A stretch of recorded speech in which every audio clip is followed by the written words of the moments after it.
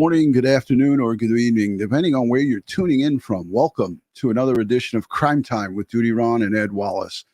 You know the drill. We're retired New York City police detectives and 9/11 World Trade Center first responders. If you like all things true crime related from the police detective's perspective, hit the subscribe button, hit that notification bell so you get all things DutyRon and Ed Wallace when he's available, when we go live or upload another video.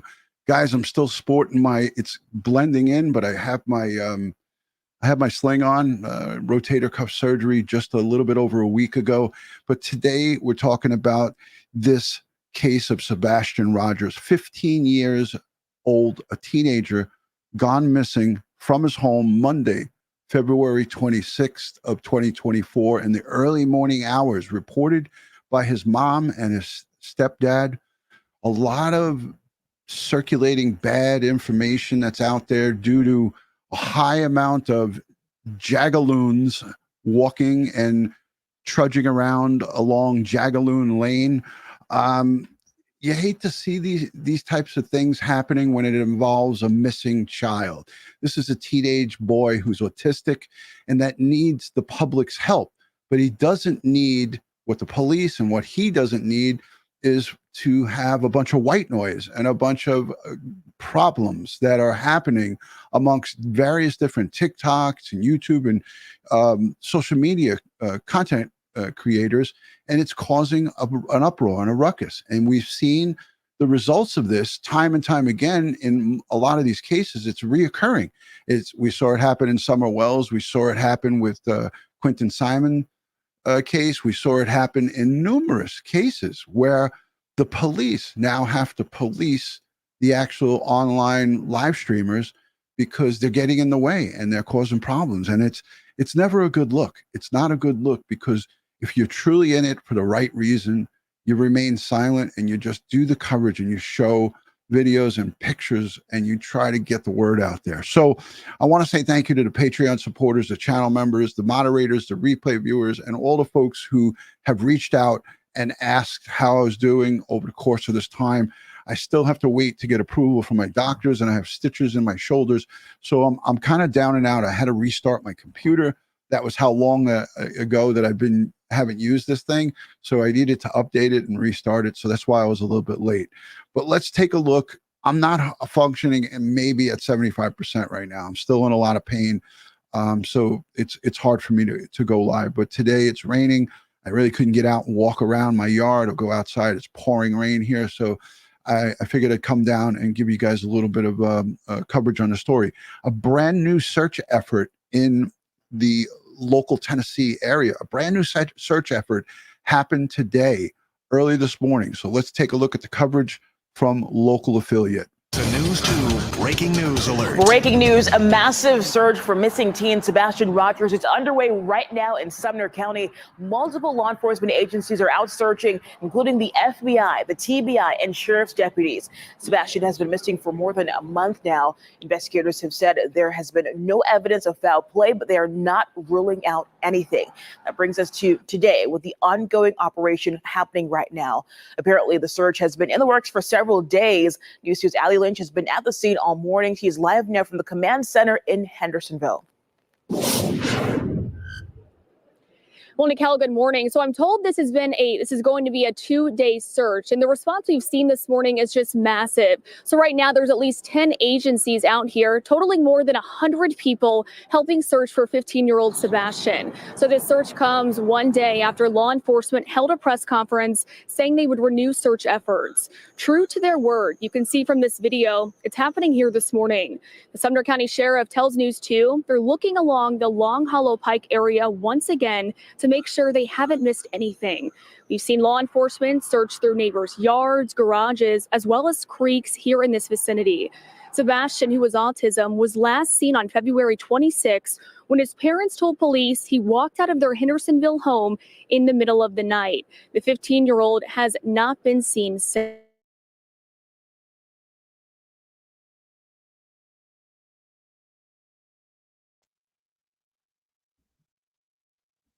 Hold on. I know what happened.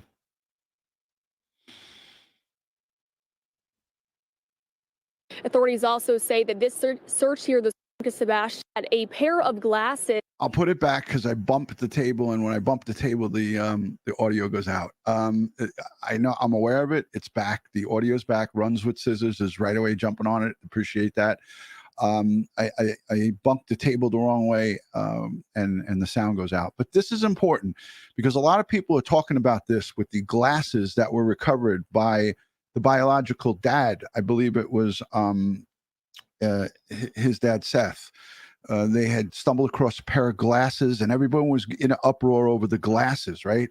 But here, this reporter, through the law enforcement PIO, she verifies and clears up that the glasses were not related to, they are not Sebastian's glasses as seen depicted here in this photograph. It was those glasses, everybody is up in arms over it. Those glasses are not, I repeat, not connected to this case and are not Sebastian Rogers. Now, just a little bit ago, the sheriff's office says that a pair of glasses that people were thinking belonged to Sebastian has nothing to do with Sebastian. They do not belong to him. Authorities also say that this search here this morning has been in the works for several weeks. Okay, and I want to just also emphasize what she just said here. The search that is being conducted here for the next 2 days, this search has been in the work for several weeks. And I want to tell you, our partner, EquiSearch Midwest, I was aware that they were there early on with the drones. Twyla came on a members only live with us early back in the month of March, excuse me, early in the month of March. Twyla was asked by the TBI to come in and do drone searching. So EquiSearch has been searching for Sebastian from early on in this case, but they remained quiet. They remained silent about it. They were doing behind the scenes work. We knew, and I had knowledge of this search, and I knew that EquiSearch was going down there to search on foot with the TBI, and as we heard, 10 different agencies, 100 people, TBI, FBI,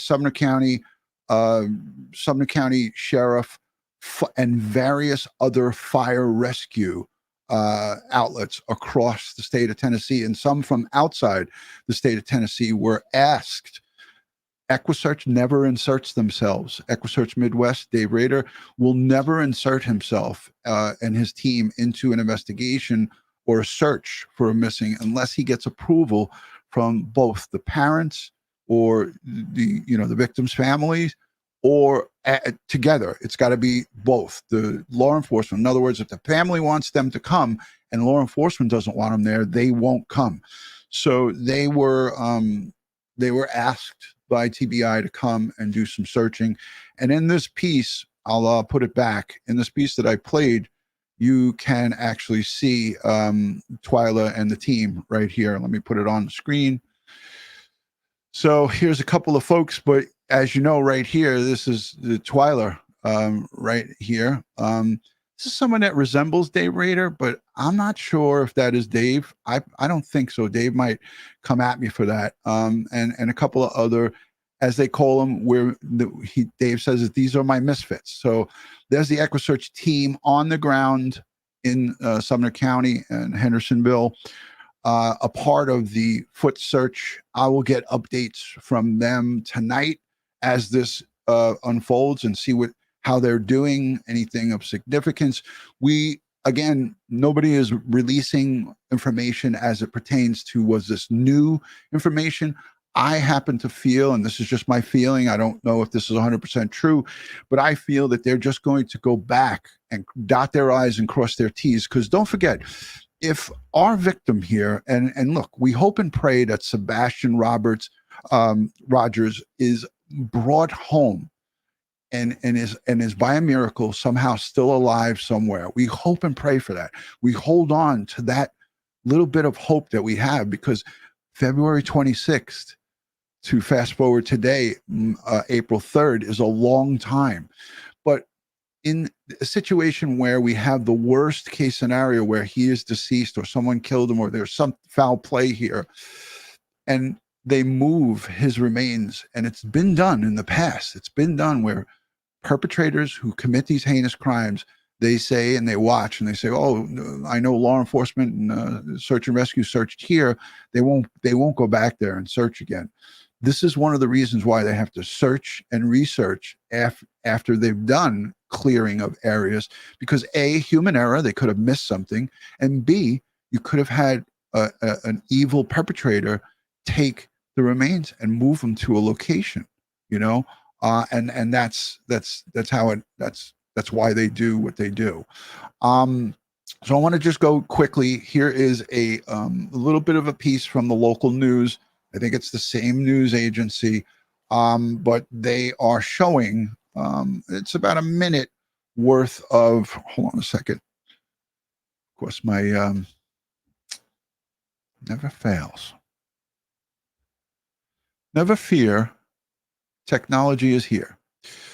Technology is really pisses me off sometimes, I tell you, ladies and gentlemen. All right, here we go.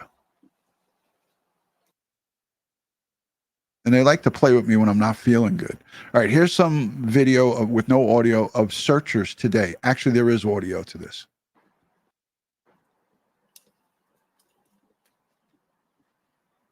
No, maybe not. No audio.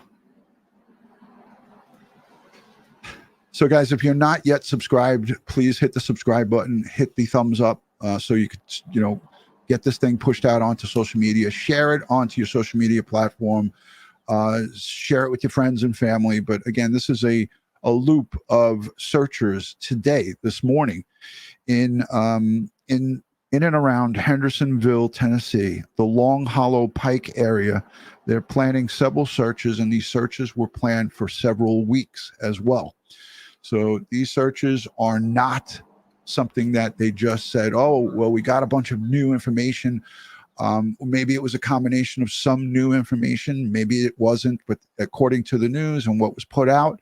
And again, when news and when the police put out stuff, you can't always believe exactly like we heard. And we're going to listen to the press conference. And by a show of hands here, how many people were frustrated with yesterday's press conference? Put a 1 in the chat if you're frustrated with yesterday's press conference and the lack of information that was given out. Put a 2 if you understand that they can't put that information out because, you know, if the biological mom and the stepdad are in fact a little suspect, which we all know and see some of the things that they talked about, some of their interviews on social media, and thank you to people social media that do this stuff. Thank you to Court TV and Nancy Grace and a couple of other outlets that interviewed the mom and the stepdad. There are some inconsistencies that people were pointing out, and it's up to the investigators to work those inconsistencies, and they work them behind the scenes. So if they feel that the mom and the stepdad are suspects or potential suspects or being evasive or elusive or not being honest in what they were telling them, they're not going to go on a public press conference and say to the news and the media, hey, yeah, we're looking at the mom and we're looking at the step. It doesn't work like that. They don't do that. They want everyone to be nice and relaxed and feel like, oh, I'm out of this. I'm out. I'm in the clear. And I'm looking. I'm not saying that they are guilty or that they are up to no good. But if they are, the long arm of the law will reach out and grab them because there'll be a mistake made. There'll be social media. We heard the Secret Service. Secret Service doesn't get involved in a lot of cases, but they have an unbelievable cyber crimes task force.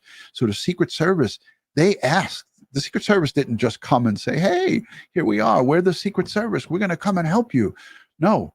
The TBI and or local departments reached out to the Secret Service and said, hey, we need your help. We have a 13-year-old autistic boy who went missing and we don't have a lot of info. Can you help us scrub the internet? And Secret Service, the United States Secret Service, I have a good friend, Charlie, who's a retired agent. He's going to come on and talk about some of the extra, they have ways of getting around things and getting things done.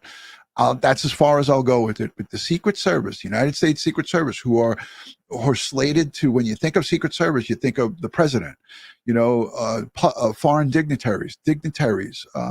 Secret Service takes care of our dignitaries, but they also are big with counterfeit money. Anytime we had large sums of counterfeit money, we didn't call the FBI, we called the Secret Service. So I'm just trying to give you guys a little heads up on why the Secret Service is involved in this thing. They have a ton of resources available to them. Let me just say thank you to KNS for gifting 10 memberships. Boxing MMA, Gary, my great friend from Ireland, gifted 10 memberships. Thank you, Gary.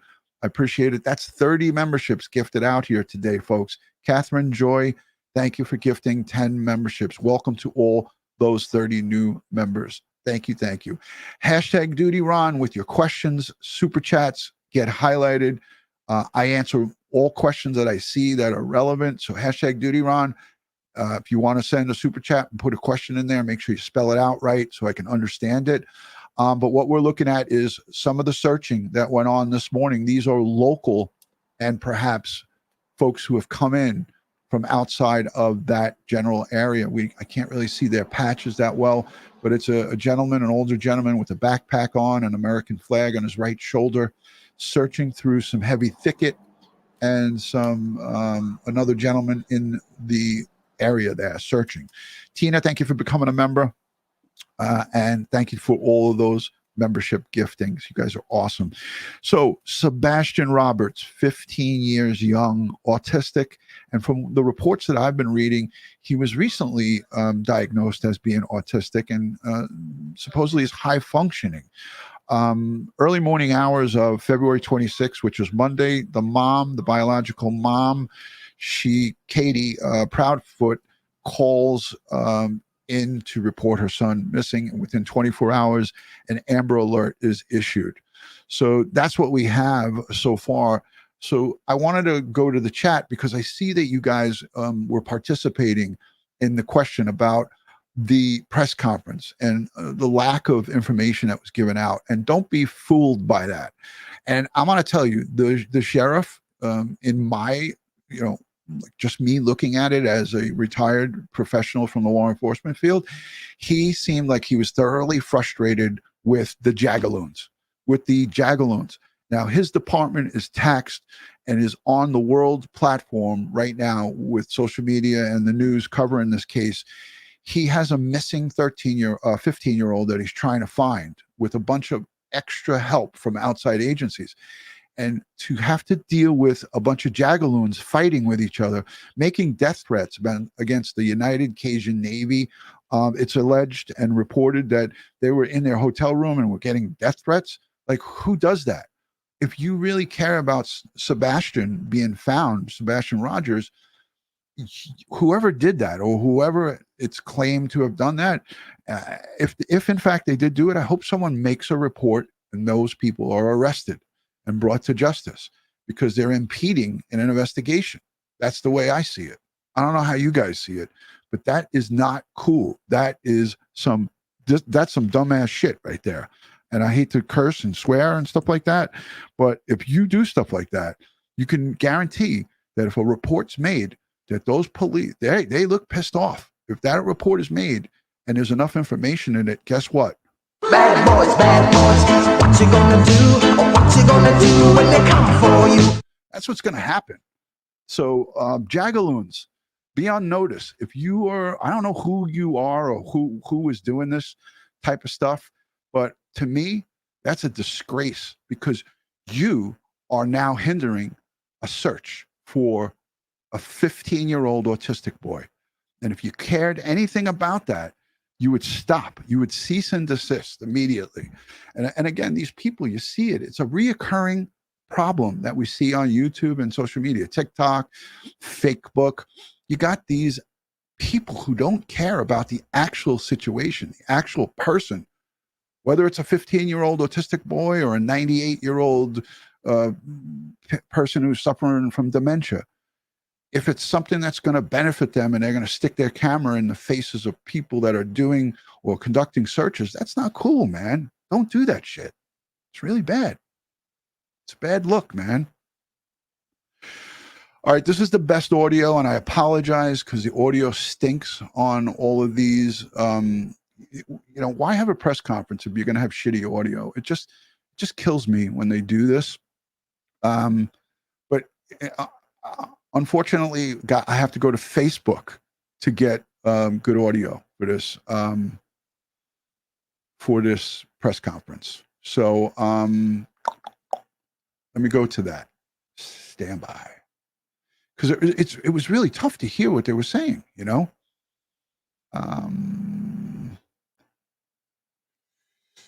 press conference, low audio.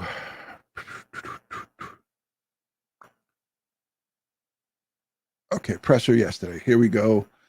This is the best that I could do for you guys, but I want to point out some of the things in this press conference quickly, and of course it's not showing up. Hold on, guys. I guess today, here we go. All right, I got it. Today, technology loves to mess with me. All right, here we go. We're going to listen to this, and I'm going to break it down. But I have to say, right here, right out of the gate, I mean, he was smiling before the cameras were rolling, but this sheriff seemed to be annoyed, and he had probably good reasons to be annoyed. But I want to point out some of the things that he said in this press conference. They asked the media asked him some decent questions, and let's take a listen to what he had to say. And I'll tell you, and I'll give you a breakdown of my take on it. All right, I am Eric Craddock, ERIC-CRADDOCK, and I'm the Chief Deputy at the Sumner County Sheriff's Office. I'll be joined today by Susan Nyland, SUSAN-NILAND, of the Tennessee Bureau of Investigation. She's the PIO.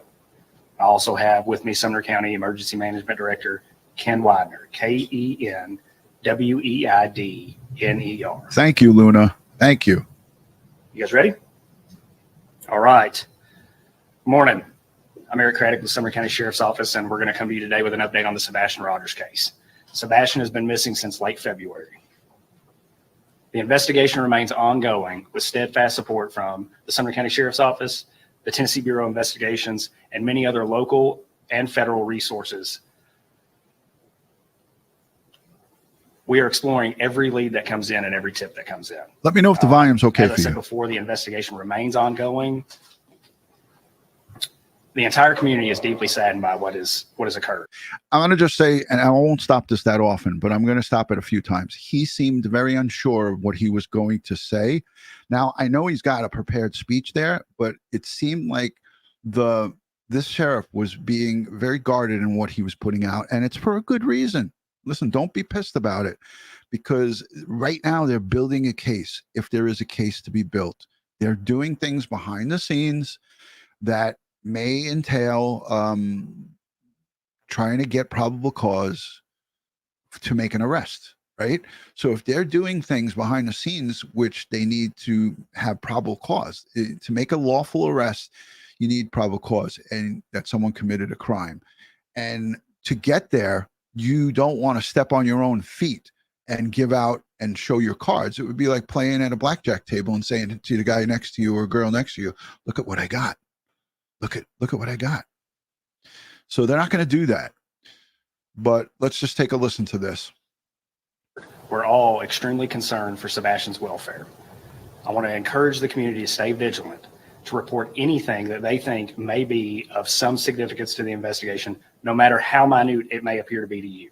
Please call 1-800-TBI-FIND with any tips, or the Sumner County Emergency Communications Center at 615-451-3838.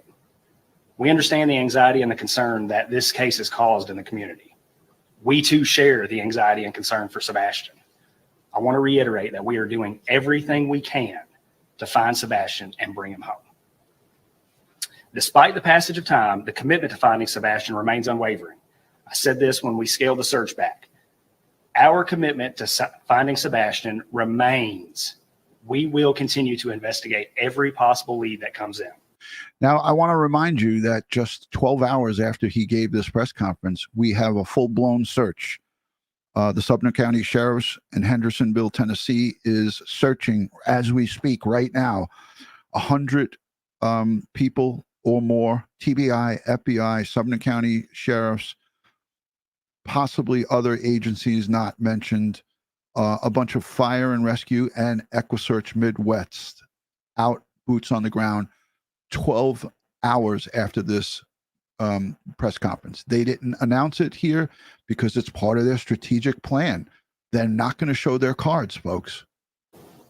The Sumner County Sheriff's Office wants to express our gratitude to the community and the many individuals who have helped in the search, the many individuals who have called in tips, the many individuals who have printed flyers and kept Sebastian's face in the news. Nothing would make me happier than to wake up tomorrow morning with a tip that cracks this case wide open and we find Sebastian and bring him home. At this time, I'll turn it over to Susan Allen from the TBI. Thank you, WG. Hi, good morning. Thanks for being here. We know how invested everybody is in the search for Sebastian, in finding out what happened to him and bringing him home. And we want to let everybody know he has not been forgotten. Nobody's forgotten about him. Nobody has given up looking for him. At the beginning of this investigation, there was a large land search for him. It was very visible. There were also waterways. I want to just say this too, and again, I have to stop this because this is the TBI PIO, the information officer. How many here in the chat remember Summer Wells and Leslie Earhart? I think I'm saying her name wrong. Earhart. Anyways, I have her social media and her TBI Facebook linked in one of my things here. But how many people remember Leslie Earhart saying, "We'll never forget about Summer Wells"? So that, like, to me, like when I was listening to this, when it was live yesterday, I was like, I've heard this before. And I'm not saying they forgot about Summer Wells, but you don't hear jack shit about it. Lakes, ponds that were searched. Just there saying. were aerial searches with helicopters and drones and fixed wing planes. They were done at night. They were done on weekends. They were done during the day. That was very visible, and it was something everybody was able to see. But we want to let you know that even though there is not that high visibility in investigating this case, that we are not done. It's gone back to what could be considered good old-fashioned police work. Interviewing individuals, re-interviewing individuals, checking out leads, rechecking leads.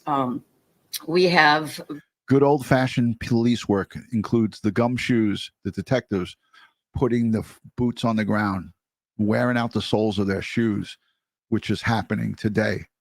So she's making a mention of good old-fashioned police work. It's not an insulting thing to say because a lot of cases get solved through tips from the public, but forensic information, forensic evidence, computer science. You have the United States Secret Service working on this case. You got the FBI, you got the TBI, you got a lot of forensics going on that's electronic that we're not hearing about. And they, trust me, they are taking notes.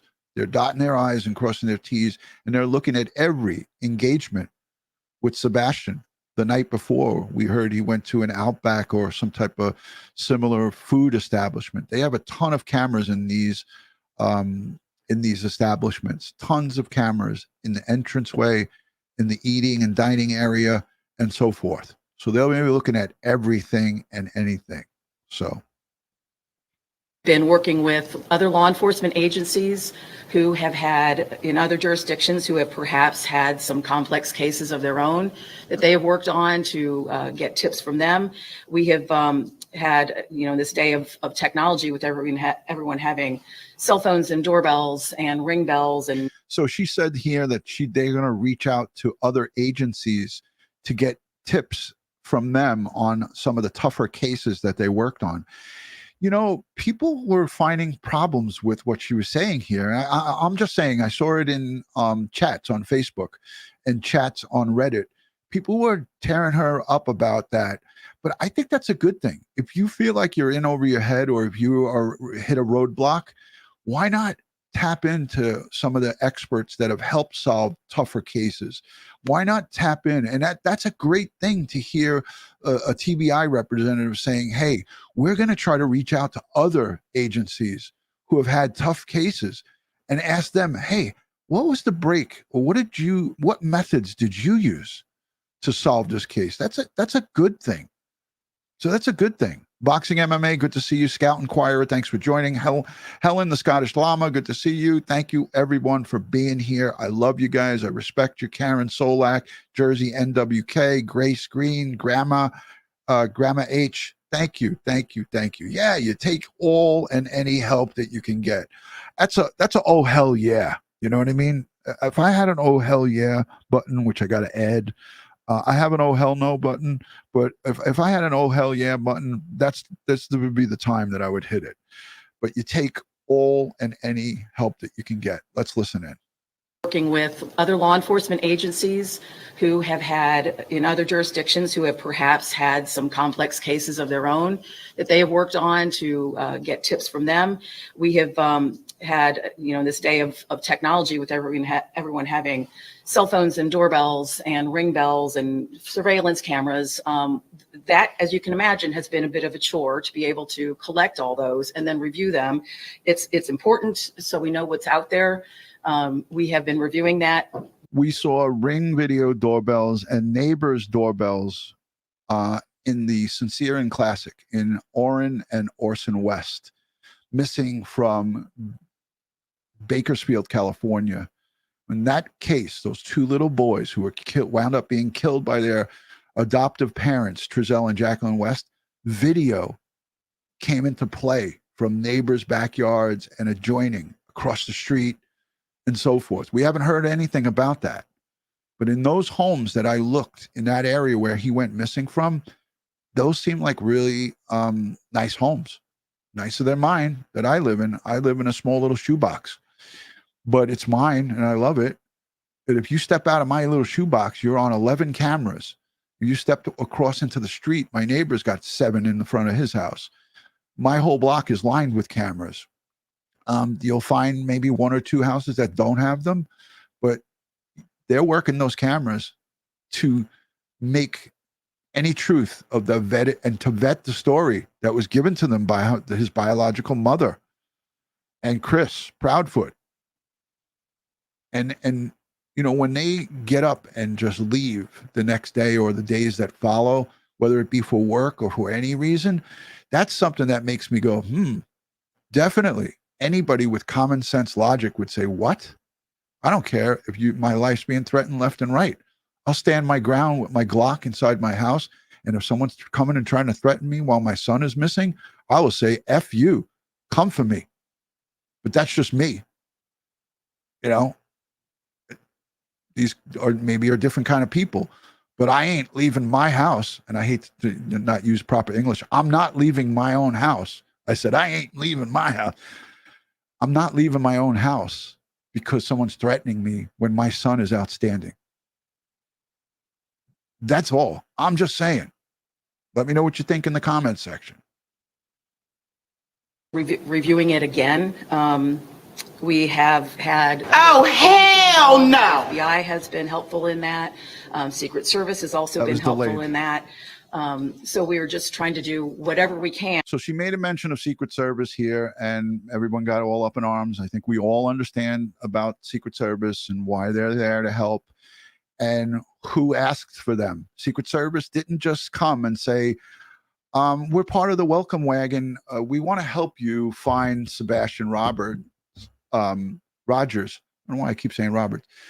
We want to help you find Sebastian Rogers. Can we help you? They didn't do that. They were called and asked to join, just like the FBI. They don't insert themselves into cases. EquiSearch Midwest do not insert themselves into cases. They have to be invited. If you don't have complete cooperation, and Dave Rader said it very well, think about this, folks. If you go to somebody's where there's missing or is a high profile case or even a low profile case, and you want to just start aimlessly running around searching and videotaping or whatever you do, and you're not on the same page with the police, it's counterproductive. It doesn't work. You need to be on the same page with the people who are conducting the investigation, the lead detective, the head honcho who's running the case needs to say, yeah, we need you. We want you. You can't just go there and say, I want you to want me. Isn't that a song? Cheap Trick. You can't cheap trick them. I want you to want me. I need you to need me. No, it doesn't happen like that. They need to want you. They need to ask you. And that's it. That's all I got to say about that. Agencies involved, the FBI has been helpful in that. Secret Service has also been helpful in that. So we are just trying to do whatever we can to advance the investigation. It has not gone to a place where anybody has forgotten about him or is not pursuing this. The parents have been cooperative throughout at the beginning of the investigation. They have pretty much done whatever law enforcement has asked of them. At this point, we don't have any evidence. There is not any kind of an indication that there is a criminal element involved. But we are keeping options open. We don't know what has happened. We don't know where Sebastian is right now. So we are pursuing any and all avenues. We do want to caution there are some social media elements. All right. So here's the mention of TikTok and YouTubers that were getting in the way down there. And listen, some might have had good intentions, but it turned into a shit show. So much so that this United Cajun Navy, which I know nothing about, I'm not here to investigate people on the internet, but so much so that the United Cajun Navy said, I'm out. I'm out of here. I'm volunteering to do this stuff. I don't need to have this. So yeah, she said that there's no criminal evidence at this time. There's no evidence of criminality, but that doesn't mean that they're starting to build a case of criminality. She's not going to say at a public press conference. She's the public information officer.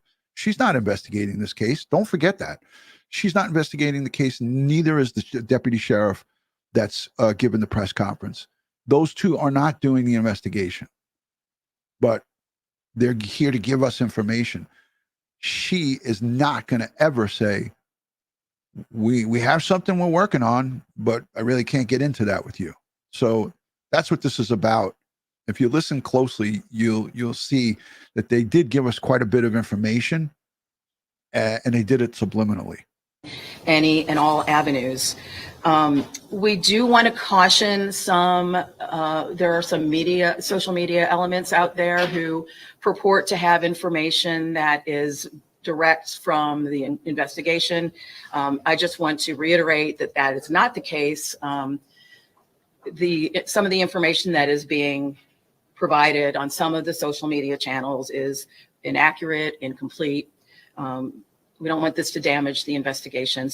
Inaccurate and incomplete, and we don't want this to damage the investigation. Enough said. We would just caution anyone who is following the case to just use some caution as to what you see and what you believe.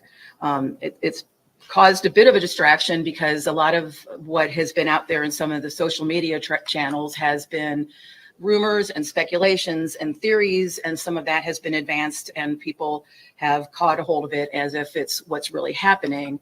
That has resulted in us getting information that is either, like I said, distracting. It's taking away time and effort from what the agencies need to be doing as far as looking for Sebastian. We have had so far, as of this morning, 314 tips that have come in through the tip line. It's been mentioned, but I'll say it again. It's 1-800-TBI-FIND. We are also taking tips through email, which is tips to TBI, TBI, at tbi.tn.gov. I have that all linked in the description. Give me about 15 minutes to update that and put all that in the description. If you have any type of tips, TBI Find, 1-800-TBI Find, we'll put it all in the description box at the end of the video. Hey, I got a treat. I didn't think he'd be available because he's working, but Ed Wallace is here and I don't want to have him sit waiting. So I want to bring on my co-host, my brother, my partner, my brother from another mother, Ed Wallace. Hey, Ed? Folks. Hey, Ron. How you feeling? I took a little medication, and I'm on the air with you guys. So I wanted to get your take as a crime scene investigator on this case. Over 30 days, we're going into a month and a half right now. Young Sebastian Rogers, 15 years old, and Dave Rader and company are out there with over 100 plus law enforcement and volunteers searching for him again today. Yeah, well, I really boned up on the case late yesterday, and then again today. I saw Nancy Grace. I saw News Nation. A lot of bad media was being thrown the way of the sheriff's office here with regards to the handling of the case. A lot of people questioning the way things are being run here. It doesn't appear like, I don't know what kind of investigation has occurred thus far. I don't know that if they went into the family house and did anything inside the house, the boy's bedroom, or whatever the case may be. I didn't hear anything about searching any vehicles, the parents' vehicles, the stepdad, the father's, the biological father's vehicles, anything like that. I don't have any information of, other than the searches. I don't know what was done. Right. And I looked for that, Ed, because we hope and pray that immediately the ground zero, the location where he was reported missing from on February 26th, 6:30 a.m. by the mom, we would hope that, that's investigation 101, right? Ed, correct me if I'm wrong. But yeah, you start at ground zero and you start looking in the home, you look in his bedroom, you go through that whole house, and then you work your way out.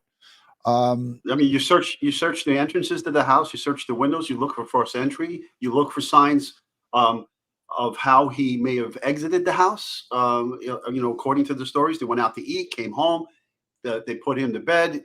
The stepdad wasn't there. The stepdad was working elsewhere, away from there. The mother went to wake him up for school, and he wasn't there.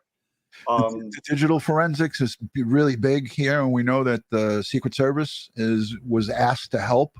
So, look, we have no knowledge of what they have, and I guarantee you that everything that Ed just mentioned, they have to have that working in the background, or they have to have it by now. It's February 26th. It's April 3rd, Ed. So yeah, the missing boy's cell phone was left at home. Yeah. Yes. Okay. Yeah. So familiar, right? Yeah, and we hear time and time again with the press conferences that the family has been very cooperative and all this, but still, I don't see any of the other investigative stuff that I normally would think would have been done to understand how this child is missing. Yeah, and maybe down in Tennessee they do it differently. Maybe the news crews weren't there to document, and they were in that house for 24 hours or 48 hours. We don't know. I have no knowledge of it, but it's a lot of there's a lot of work that needed to be done leading up to today, and now here we are. I wanted to get your thoughts because I already spoke on it. My opinion on the search and research. I don't know if you were listening in the chat or if you were listening to what I was saying, but a lot of times if you search a location, it gives a perpetrator an opportunity to bring a body, and I hate to say this, to bring it and dump it at a different location. So if his remains were somewhere that was searched, or that they know of that something was searched already, they could go and move a body. Your thoughts on that, Ed? Well, are you suggesting maybe they searched an area and then he moved the body to the area they searched, knowing that they searched it already, or is something like that? Yes. Yeah. That could happen. Yeah, absolutely, that could happen. We don't have anything. We don't have a really good timeline for that evening. Just what was reported about going out to eat, and some really anecdotal stories about buying him a large bag of popcorn at the restaurant. And that kind of detail, that kind of seems a bit odd to me. Why would a mother focus on some innocuous thing about giving the child popcorn at the restaurant, large thing of popcorn, and coming home that he was happy, and then telling him to go to bed? We got to look at the digital footprint here: the cars, the cell phones, text messages, emails. what's going back and forth, any encrypted apps like WhatsApp and Signal. Got to look at what's going on there. I would like to know when the stepdad left the house to go to work in, was it Tennessee, right? He was in Nashville. He went to work, right? Right. He was working on location. St. Jude's Hospital. Yeah, the next day he was gone. And then the mom said that she had to vacate the premises and go and follow with him because of threats and so forth. I that's what I'm hearing. I don't know if that's confirmed. Obviously, the police are not talking about it. How much time do you have to spend, Ed? Are you in a rush? No, I got good time. I want to let the rest of this press conference play, and then we'll talk about it. And then there's a couple of more things I want to go over. So, did you listen to this, Ed, the presser? Which one is it? I listened to so many. This is the one. Is this today? This is from yesterday. I listened to it. Yeah. What's next? We want people, as Chief Deputy said, to continue to remain vigilant, get vigilant, get Sebastian's picture out there, continue to share his picture, his information. It's getting to be nicer. Well, not today with the weather, but now that the weather has turned warmer, people may be more inclined to be in their yards. If you go out and see anything that looks different, let us know. Something where perhaps a teenager could have hidden. If you have a large amount of property in the area or something that has any kind of holes or unstable footing or ledges where a teen could have gone to hide or to play, and you don't feel comfortable checking it out, let us know. We'll get somebody from law enforcement to go out there with you or to check it out themselves. We just want to make sure that every stone is unturned, that there's no stone left unturned, that we want people to make sure that we are looking everywhere we can. We do want to continue to get the tips, but please don't provide information that you might have seen through social media channels. If you have information about Sebastian, about conversations you might have had with him, things he likes to do, places he liked to go, any people he may have mentioned that are in his life, that could be helpful in finding out maybe what he was interested in. Finally, we want to thank the community. We want to thank the media. You guys have been really good about keeping his name in the public's eye. That's really important. And thank you for your diligence in providing that information out there. And as Chief Deputy said, we also want to thank the community. From the very first day, everybody has really been all in as far as whatever they can do to help in the search, to help pass information on, providing water for the teams that were out conducting the ground searches. So thank you again to everybody. I'm going to pass it back to you. So she didn't seem sure that she was going to pass it back to him. She looked to him and he said, yeah. And this is where he takes the questions. And this is the important part, Ed, because they start asking questions about the parents, the mom and the stepdad. And they answer some of the stuff. And they asked also about the threats against this United Cajun Navy, which I know nothing about. I don't know anything about them. Some people are putting some stuff in the chat, and I'm going to ask you to please refrain from your derogatory comments because I don't know these people, nor do probably any of you. But let's just keep it about Sebastian, and let's forget about the white noise. Everything that happened in the past, we have to just put behind us. But we need to focus on now, the here and now, and that's finding either him by a miracle alive somewhere, or finding his remains and bringing him home.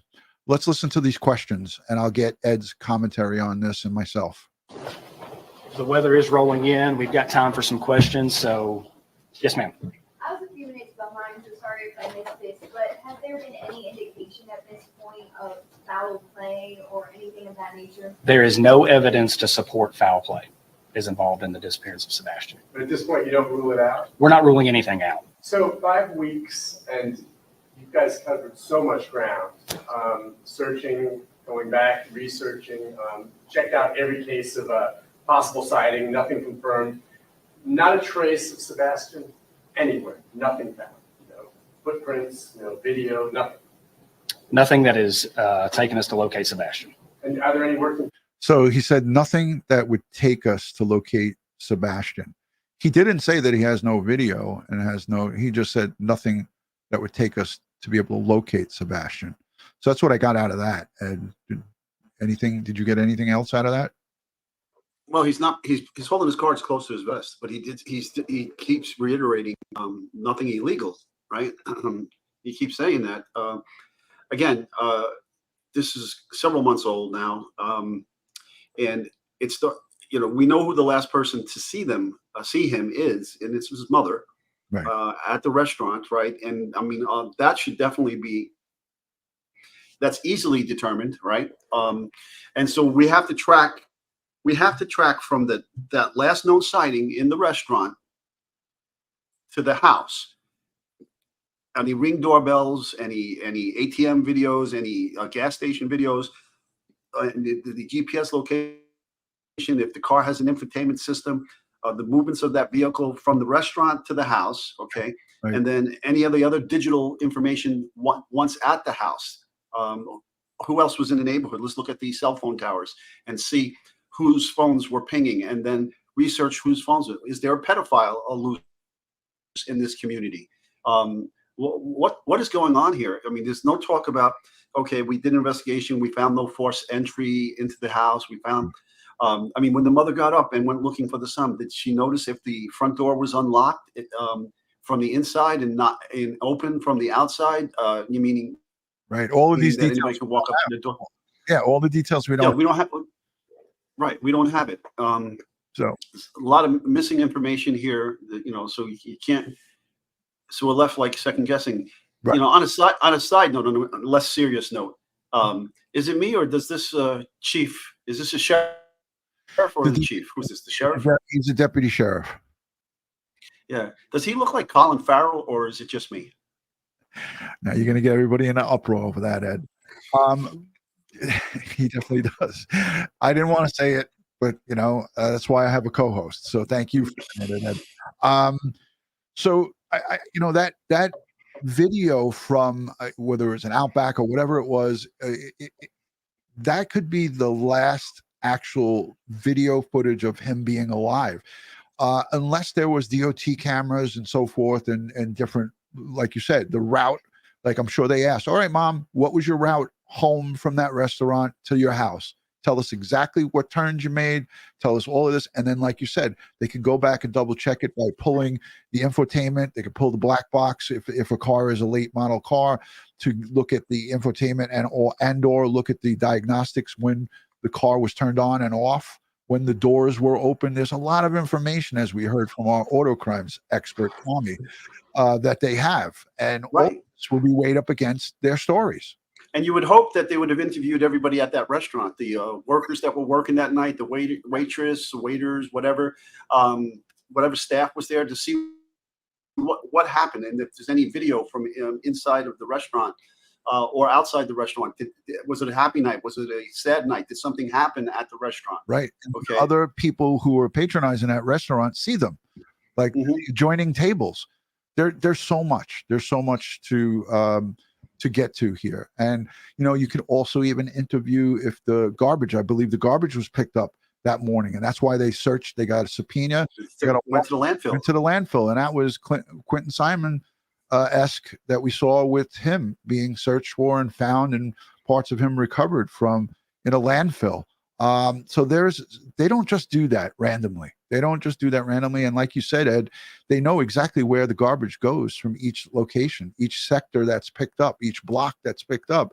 These garbage trucks are assigned zones. So every zone is dumped in a particular location. So, and what about that neighborhood that they live in? I mean, it's a residential neighborhood, right? Are there other ring cameras that can, have they been searched? The kid walks out the front door of the house and just disappears from the face of the earth and doesn't walk by anybody's house where maybe the security cameras pick them up or so forth and so on. Yeah. So I don't know. Jenny's saying that. I don't know. I haven't heard this, but Jenny's saying the garbage man said the bin was heavy. Well, a lot of garbage bins are heavy, but if that in fact is true, we don't know, but thank you for putting that in the chat. That would be something that would red flag, and then they would want to interview those garbage men a little bit further. But knowing where the garbage is dumped and getting on that ASAP, and then also knowing, like you said, does that landfill burn their garbage, or do they leave it and do they keep dumping on it? Is there a certain time frame before they start taking off the pile and incinerating it? So that's a whole thing. Let's listen to the rest of this. We come up with theories almost daily and try and investigate. All right. So Nick Beers says, do you have a theory on this, on who it could be? And he says, we come up with theories almost daily. And make sure that we're doing everything we can to find some. Are there any working theories? We come up with theories almost daily and try and investigate and make sure that we're doing everything we can to find Sebastian. Share any of those? No, sir. Can you share any of those? No. Have you ruled out Sebastian's mom's and stepdad's involvement in this case? And as a follow-up, have you cleared their alibi? I think the TBI said it best. They've been nothing but cooperative with law enforcement since day one of this investigation. There is no evidence to support foul play on the part of Sebastian's parents. He didn't answer, did you clear up their alibi? Did you verify their alibi? Did you notice that, Ed? He purposely left out the answer to that because that would be giving up, I think, in my opinion, as an investigator, too much. Let's listen. And, also, this can be a ruse. Right. Yeah. If they're on the radar, you're not going to publicly say, maybe in this case, they're not going to publicly say they're on the radar. Right. We know they're full of shit and we're on to them. They're not going to say that. But let's listen again. Nothing but cooperative with law enforcement since day one. No, sir. 2 questions, if I may. Have you ruled out Sebastian's mom's and stepdad's involvement in this case? And as a follow-up, have you cleared their alibi? I think the TBI said it best. They've been nothing but cooperative with law enforcement since day one of this investigation. There is no evidence to support foul play on the part of Sebastian's parents. Is that moving to Memphis? Did it seem like he was being defensive there, Ed, a little bit? Yeah. A lot of his press conferences seem like he's defensive. And like he's pissed off. Like he doesn't listen. And he might be a really great deputy sheriff or whatever.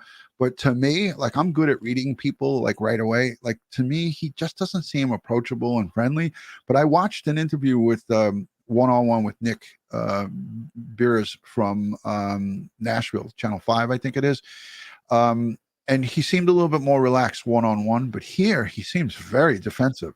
Very. Well, he's also very angry at the YouTube community and social media. He's very, he makes that no bones about that. And, so I guess they're feeling some pressure from both, legacy media and social media. Right. Yeah. He's got his hands full. And like I said, he's searching for a 15-year-old. And all of this extra stuff is extra work. And it's just send him off. Your investigation, is it changing possibly the avenues of communication? No, sir. You mentioned parents.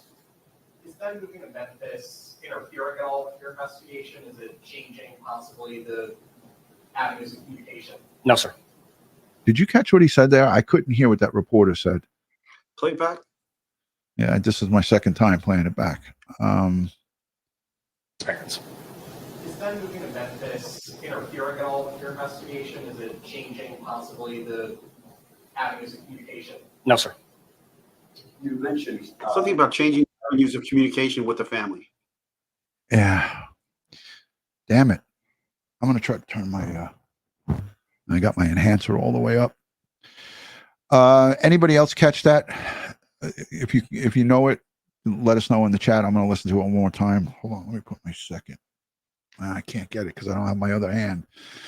I got one gimp on. Said it best. They've been nothing but cooperative with law enforcement since day one of this investigation. There is no evidence to support foul play on the part of Sebastian's parents. Is that moving to Memphis interfering at all with your investigation? Is it changing possibly the avenues of communication? No, sir. Something about Memphis and changing the avenues of communication, but he said no, sir. So he shut it right down. Something about Memphis, but I know somebody is going to get the. Maybe I could put the. It's not. He said no right away. He shut it right down. So let's listen to the rest of this. You mentioned you were asked about recent evidence. We heard some rumors that did seem to have some validity, that there was glasses found within the past few days. Can you confirm that? All right, let me stop this about the glasses because everybody's going crazy over the glasses. They confirmed just 12 hours later in the morning, this very deputy sheriff, he confirmed 12 hours later and said that the glasses are not Sebastian's. They have nothing to do with this case. It's a random pair of glasses. They were not his glasses. He here says, yes, we recovered glasses, or was recovered by the biological dad in his search. It had nothing to do with this search. Were some glasses found in the past few days? Have you been able to identify that they were Sebastian's? We are still investigating. Yeah. 12 hours later, no. And on the Cajun Navy, have you found how is that coordination happening? Have you found their work helpful? Are you guys working in unison or separate teams? As far as the Cajun Navy, how did you find their searching? Was it helpful? And they basically asked him how they got involved, and he answers this in detail. Cajun Navy is operating independently. They have not reached out to us. Have you found So he confirmed there that the Cajun Navy just operated independently and just showed up on the scene. This is completely opposite of how EquiSearch and Dave Rader works. As you know, Ed, they need to be invited. They won't come unless these people are on board with them being there. Any thoughts on that and the ups and downs to a Cajun Navy coming in without? Yeah, you don't self-dispatch. Several reasons, but you're taking resources away from the investigation when you self-dispatch, and now the jurisdiction finds out you're in town doing something that they didn't know you were coming, and now they have to deal with you. So that's wrong. You shouldn't do that. I love the self-dispatch term. I haven't heard anybody use that, Ed. So thank you for, again, coming in with another Edism. You don't self-dispatch, ladies and gentlemen. And basically what I've been saying all along is that EquiSearch will not get involved unless they're asked for their help. Same way the FBI and the United States Secret Service got involved. They didn't just show up. And Ed, I know you and I have been around a long time. FBI doesn't just come in on NYPD cases and go, hey, guys, I'm here. You want me to help? No, you got to go through channels and get that. And it has to happen through the governor's office, through, the police commissioner asking the governor, and then it goes through channels. That's how it happens, folks. Just doesn't. Yeah, we normally don't do that to begin with. Right. Of course we don't. But I'm just saying, in a rare instance where we need them in a heavy, they would do that. Right. Helpful, or has it been one of the? Were they helpful? Or? One of the things that I really appreciate they've done is print flyers and keep Sebastian's face out there. It's my hope that one day somebody sees something and calls in, and this case breaks wide open and we find Sebastian. They've claimed they've received threats. To your knowledge, have they filed any police reports? Or Cajun Navy received threats. To your knowledge, did they ever file a police report? Reports to the sheriff's department documenting any of these alleged threats? He's already shaking. He's shaking his head no. Are we able to learn anything? They've claimed they've received threats. To your knowledge, have they filed any police reports or reports to the sheriff's department documenting any of these alleged threats? No, sir.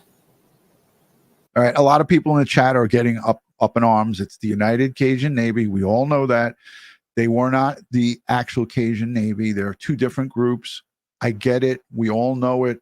You don't need to put it in all caps in the chat. Ed and I are well aware of the two different groups. It's the United Cajun Navy. They weren't invited. They showed up. They were searching for Riley Strain, and then showed up right after that case was over into this part of Tennessee. Now, I read several articles on this allegation here. I don't want to, but I really don't want to get into it because that's not what the live stream's about. But yeah, I know. Go ahead. Say what you were going to say, but we're not going to expand on it. No, it's, again, self-dispatch, and they went onto people's property without permission. Yeah. Okay. But again, all of this stuff could be avoided if you are invited to search and you have the cooperation and you're now helping the lead investigator. When you come in and you just say, hey, I'm here, I don't care what you think, I'm going to start searching, and they're asking you not to, then, that's, again, I put the sign up again, Jagaloon 101, you're acting like a child. It's like telling your son or daughter you can't have candy before you eat dinner, and they start pouting and stomping their feet. Well, go to your room. Come on, get a grip, people, get a grip. These Jagaloons that are out there have one concern, and it's themselves. It's not the actual victims. These people are pathetic. Learn anything about what those threats are? They would have to call the police and report them. Yeah. Documenting any of these alleged threats? No, sir. So immediately the female reporter followed up. Are you aware of what those threats were? Anything about what those threats are? They would call the police and report. So he basically said you'd have to call and report it. So in other words, it's unbeknownst to him. He's not paying attention to the white noise that everyone's talking about all over the internet. He's not aware of people that are talking about United Cajun Navy being holed up in a motel room or a hotel room and being threatened. They don't know anything about that. It's all white noise that they know nothing about because nobody reported it.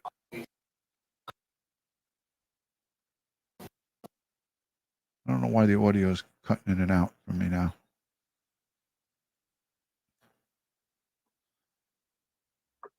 Well, this thing's almost all over, so we'll take that as a sign to stop playing this video. Ed, I wanted to just also go to you on the new and renewed search. We knew that EquiSearch was involved in this thing early on with just drones.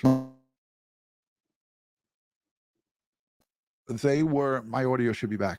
They were helping them from afar. Twyla was doing the drone imaging and looking at the drone photos and pictures and videos that the drone team, Ed, Dave refers to them as the Flyboys. I really like that. In one of our videos that we did of members only, that's what Dave referred to the drone operators for EquiSearch. He called them the Flyboys. He said Twyla was getting the images from the Flyboys, and the Flyboys were out there flying for TBI, requested by TBI early on. But now they're back out there. And here's Tony. There's one of the Flyboys. That's him. Just making reference to Tony. You're, if you're down there, obviously you're working, or if you're not, he might still be up in Ohio, but I don't know where Tony is. But thank you for all of your help. There he is, one of the Flyboys of EquiSearch. But I wanted to go to you because you know about the drones, how important it is for, you know, drone work to be done, and then the actual boots on the ground footwork. Yeah, so mapping with the drone is a critical part of searching areas. And in this case, they have the software to look for potential specific colors of clothing that the our potential missing person here was wearing at the time of the disappearance.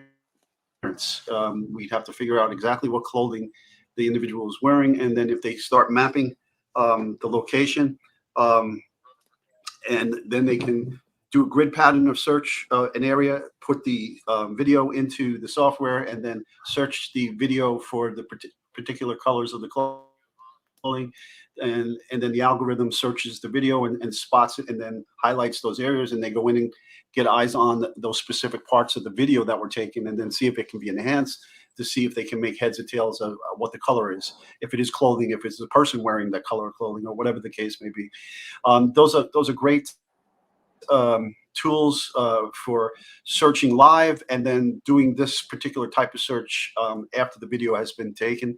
And then it can also help to specific areas from what's being seen live on the video feedback from the drones to the command control station of the drone. Hello? Yep, I got it. And I'm just setting up the next piece. So when we fly, I work for, as you can see, I work for LSU NCBRT, and I have a forensic course that they teach, and we fly the drones in our training, and we teach our crime scene investigators how to use the drones for conventional and non-conventional crime scenes. And so we literally are the flying tigers. There you go. Hence the Flyboys, Flying Tigers. I got a chance to see your equipment when I went up to upstate New York and visited you live on location. And it's unbelievable the amount of technology that's in the, you know, in the arsenal for investigators nowadays. And look, TBI, I'm sure, has their own drone team, and, you know, the FBI and probably the Secret Service as well. All these state, federal, local partners, they're all there to help. Let's listen to this. This is from this morning. I played it early. It's going to show Dave and Twyla and the crew on the ground in Hendersonville, Tennessee. Season News 2 breaking news alert. Breaking news, a massive search for missing teen Sebastian Rogers. It's underway right now in Sumner County. Multiple law enforcement agencies are out searching, including the FBI, the TBI, and sheriff's deputies. Sebastian missing for more than Ron, your sound. Is it me or is this breaking up? Yeah, it's breaking up. Can you guys hear it, the audio on this? Or is it just me and my headset? Let me know in the chat.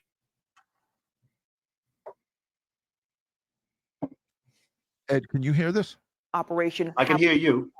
Apparently, the Can you search hear has this? been in the works for several Yes. days. News 2's Ali Lynch has been at the scene all morning. She is live now from the command center in Hendersonville. Well, Nicole, good morning. So I'm told this is going to be a 2-day search, and the response we've seen this morning is just massive. So right now there's at least 10 agencies out here, totaling more than 100 people helping search for 15-year-old Sebastian. 10 agencies, more than 100 people. Now, Ed, I'm going to ask you, who is this right here? It's Twyla. It's the one that helps me with all my hemorrhoid problems. Thank you. And who is this? That's not Dave. No, it's not Dave. It's one of the team. And I think this is Linda. I could be wrong. I don't know who this is. I don't know who this is, but these are all part of the team. Dave was probably in talking to somebody, but maybe Tony can help us if he's in the chat. Identify. We know we can identify one definitely right here. This is Twyla, and she's looking. She's on her phone. Yeah, of course. Well, she's got kids, Ed. She's got a bunch of kids. So we're trying to identify the members of EquiSearch, but that's them. That's the yellow shirts. So this search comes one day after law enforcement held a press conference saying they would renew search efforts. True to their word, you can see from this video, it's happening here this morning.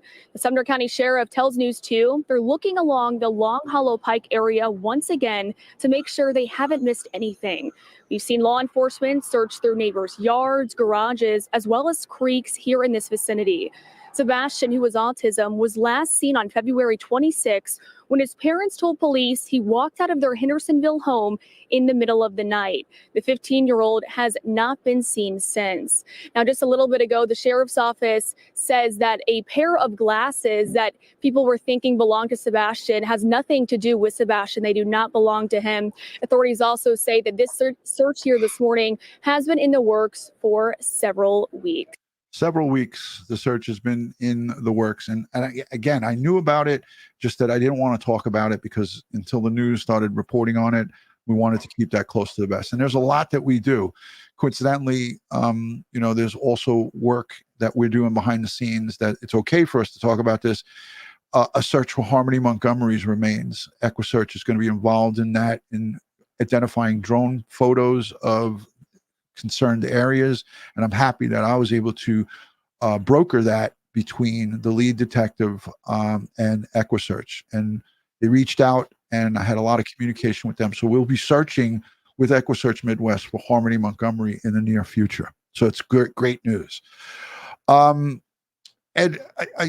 I'm just so concerned about what we keep seeing. It's a reoccurring problem with people from TikTok and Facebook and YouTube going and showing up to these situations and sticking cameras in searcher spaces and getting involved and trying to get their, what do you want to call it, notoriety on, I was here first. That stuff doesn't always work out well. And you had a press conference yesterday and they took out a big portion of that press conference to address that problem.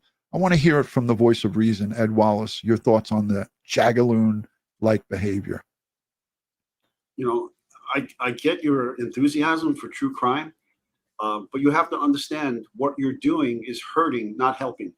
Anytime you inject yourself into this investigation and you travel great distances from where you live to these scenes and start doing these things, again, now you're taking valuable resources away from the investigation to deal with you and to deal with your issues. Okay. If you're not part of an organized group that has been asked to come and assist by law enforcement, stay away. Stand down. Yeah. Stay away. It's just that simple, folks. Okay. You may have the best heart and intention. Then if that's the case, then join an organized search group that does this. All right. Volunteer for an organized search group like EquiSearch if you want to do something like that. But if you're one of these other YouTube true crime people that make a habit of traveling across the country from these high-profile cases and bringing your your entourage or your bullhorn or whatever it is that you do, and you start making noise and causing problems and harassing people or harassing potential suspects, you're not helping. You're only hurting. Yeah.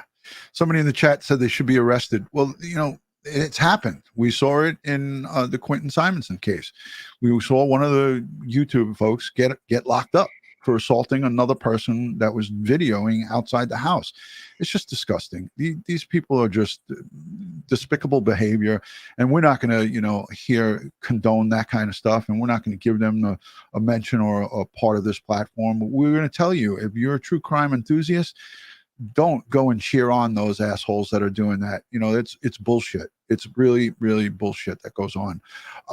Eat the Cupcake. Thank you. She says, thanks goodness Dad can feel the seriousness and dedication of these compassionate volunteers. She's talking about the biological dad, Seth Rogers. Thank you, Lauren, for becoming a YouTube member. Laura, thank you for that. Jeff, EquiSearch has not forgotten Summer Wells. Absolutely, they have not. Sebastian is my husband's cousin, grandson. Well, we're sending strength and prayers to you and your family.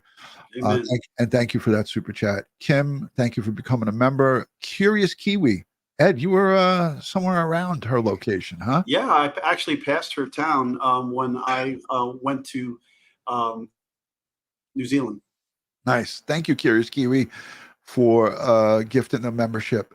Dawn in Wyoming became a YouTube member. I'm starting to lose my voice, guys. I got to sign off here shortly, and my arm is throbbing. Why aren't Curious Irish Angel? Thank you for the super chat. Why aren't the mom and stepfather out searching instead of hiding in a mobile RV? And that's what I heard. I don't like to report on these things because I don't know if that's confirmed, but I heard a lot of people talking about it. No one would stop me from searching day and night for my child. Absolutely. Curious Angel, Ed and I wholeheartedly concur with that. You got no business being anywhere but ground zero and out there handing out flyers with all the volunteers. Dawn in Wyoming, much love. I'm just going to finish these up, Ed, and then we're going to go to the questions in the chat. Kristen, member for freaking 29 months, behavior panel at the PM, says mom and stepdad not involved. They're not the Bible. I appreciate them, and I also like watching them, but nobody gets it right all the time. That's for sure. Thank you for becoming a YouTube member. Thank you for being here and supporting Ed and myself. Kelly, North Carolina, she says, I think S is alive, Sebastian, and the parents are hiding him. I hope you're right. What's the motive? Yeah. What would be the motive? What's the upside to that? Nancy D sends in $5 and says, Bio Dad is talking to people to come and help. Listen, the Bio Dad is the only one that I've seen that is making sense and is talking on the media, trying to talk about his son. He doesn't talk about anything but help. Help me find my kid. That's what you're supposed to do. But, again, there's interviews all over the place. Hashtag Ed, hashtag DutyRon. We're going to wrap it up. Hour and 20 minutes. I am shot right now. Recovering from rotator cuff surgery. I'm going on the 10th to my orthopedic surgeon to get these. I think there's like 7 stitches in my shoulder. I'm going to get these stitches out and then hopefully start physical therapy April 10th. So let's look at the chat for hashtag Ed, hashtag Ron. Keep the questions pertaining to Sebastian Rogers and the missing investigation that's going on. Please. Thank you, ATS News. Here's a good one. Muddy Paws sends in a super chat and says, does law enforcement allow the parents to join searches? If they ask, they will let them participate or maybe come down and be at the command center. I don't think that they'll let them go out there searching, but if they did allow it, they would be flagged by multiple law enforcement officers to make sure that they're safe. It's a liability issue as well. What if they stumble and fall and break their, break a limb? Now it's a liability issue. Ed, your thoughts? Yeah, I mean, if the parents wanted to go out, there would have to be some stipulations, and law enforcement would have to tell them, okay, this is what we're going to do, and if we find something, you can't touch it, you can't disturb it, or anything like that. It's not something that I would want. And it's not an enviable position to be in law enforcement, to have to deny a parent of a missing child the ability to search for their child. Look, I'll make an example, Ed. We saw it with Karina Vetrano. She was the jogger who was murdered, raped, and beaten in Queens. And her father was a retired fireman. And the father insisted on going out and doing searches for his daughter. She was found by him, the father. What did he do? He threw himself on top of her and started hugging his daughter. That is an investigator's nightmare. So Karina Vetrano, who I covered the case here in New York, was going out for a jog and was beaten, raped, and killed by a perpetrator that it's a whole controversy, but he's in jail right now. The father, and I'm only bringing this up to talk to you guys about the problems with having family come in, because if they stumble across their son's remains and they all of a sudden go and grab him or try to do what I just described, you have an investigator's nightmare, because all of the evidence is now screwed, right, Ed? Yeah, well, I have numerous crime scenes where bodies are on the scene and somebody notifies the family, then the family shows up, and then a melee breaks out because they're trying to bust through the crime scene tape and get to the family member. There's already enough chaos and craziness at the scene to begin with, and then just adds a whole nother layer to it. Right. Absolutely. 100%. I'm looking at the chat. I don't see anything. Hashtag Ed or hashtag Ron. I guess nobody's got questions for us. If you have questions, leave it down below in the chat. If you're not yet subscribed, Ed, we appreciate all of the support. You can buy us cups of coffee on the Buy Me a Cup of Coffee app. You can send us super chats, super thanks after it. You can become a Patreon supporter, but more importantly, become a free subscriber. It doesn't cost anything. Hit the subscribe button. Give us a thumbs up on this video. We will be sharing this out. This is what it's about. The missing person, endangered missing person, Sebastian Wayne Drake Rogers. And this is from the TBI's website. I'll have this all linked in the description. You just got to give me about 10 or 15 minutes. These are some photos of our missing victim. Those were the glasses everybody was focused in on. This is on the TBI's Facebook page, folks. This is some photos of him. And again, this is what we are here talking about. Keep him and his family in your thoughts and prayers. I want to say thank you to you, Ed, and all the replay viewers, the live chatters, the super chatters, the folks who became members and took a chance with us. I will gift out 10 memberships now because 30 or more have been gifted out. So I want to gift out 10 more memberships. Put a 1 in the chat if you want a free membership. Make sure you're subscribed, and you have to hit the thumbs up. Those are some of the things Ed and I ask you guys to do. Subscribe, hit the thumbs up, and put a 1 in the chat, and we will now send. Ed, do you think my credit card will go through? I haven't been working for 2 weeks. What did you do with the one you just stole? I'm sure it didn't report it yet. Yeah. I can't hear you, Ed. I can't hear you. Your audio cut out. Oh, my audio cut out? And it would have been funny to hear what you were saying. I said, what? Yeah. I said, Ed's audio. He's gone, but not forgotten. All right, let me do Ron, it. I got to run. I can't hear you. I don't know why. All right, I got to run. So here goes 10 memberships. Make sure you're putting a 1 in the chat and giving a thumbs up. And there we go. I think my credit card's going to go through. Let's keep my fingers crossed. Yes, it worked. Congratulations to all the new members here. Ed, I don't know what's happening with you. I'm going to try to remove you and then maybe come back. Come back. All right, Ed's done. He's already unplugging. He's like, I've had enough of this. I'm down here training, doing Army training. I don't have time for this nonsense. Sorry, Ed. Let's see. Are you back? No? Ed's packing it in. All right. Thank you to all for being here. This is what it's about.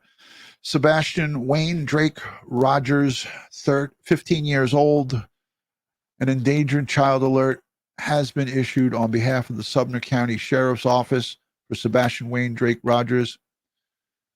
He's 15 years old, white male, 5'5", 120 pounds, with brown hair and brown eyes. Sebastian was last seen on February 26, 2024, in the area of Stafford Court in Hendersonville, Tennessee, wearing a black sweatshirt.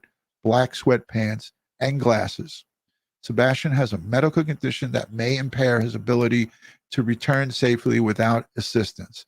If you have seen Sebastian or have any information regarding his whereabouts, please contact the Sumner County Sheriff's Office at 615 area code 451-3838 or TBI at 1-800-TBI-FINE. Lieutenant Brandon Clark at the Sumner County Sheriff's Office at 615-451-3838 or 1-800-TBI-FINE. Thank you all for joining. God bless, and we will see you on the next one. Thank you all.